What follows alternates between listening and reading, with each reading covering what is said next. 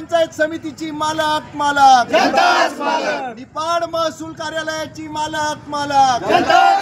Niphad police स्टेशनची मालक मालक निफाड पंचायत समितीची मालक मालक अरे निफाड भूमी अभिलेख कार्यालयाची मालक मालक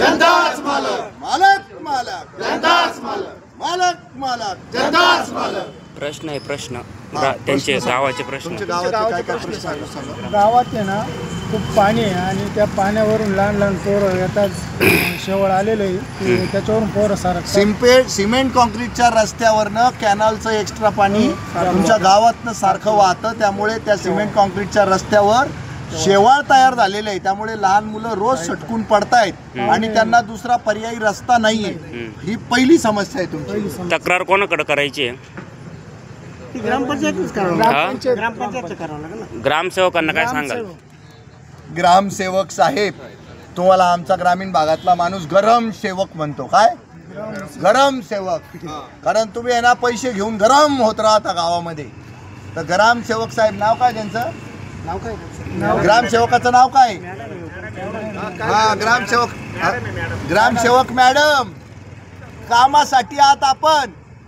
फक्त काम करा प्लीज आणि मी महिला आहे म्हणून डिंगोरे पिटत फिरू नका महिला काय पुरुष काय आम्हाला सगळे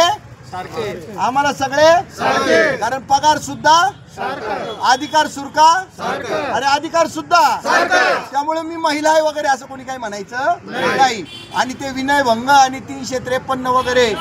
नादाला लागू नका तुम्ही चुकीचे कायदे वापरू नका आणि गप गुमान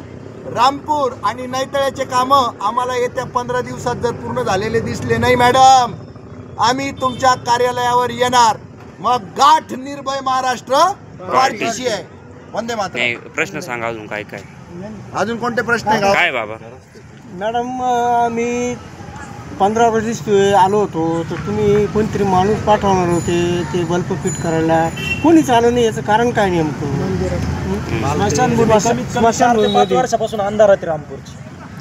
स्मशानभूमीमध्ये अंधार आहे 4-5 वर्षापासून 5 वर्षापासून नाही 15 ऑगस्टची मी गेलो होतो तिथं तर ती म्हणे तुमचा माणूस येऊन राहिला पाणी पाय द्यायला सुद्धा जागा नाही ग्रामपंचायतचा निधी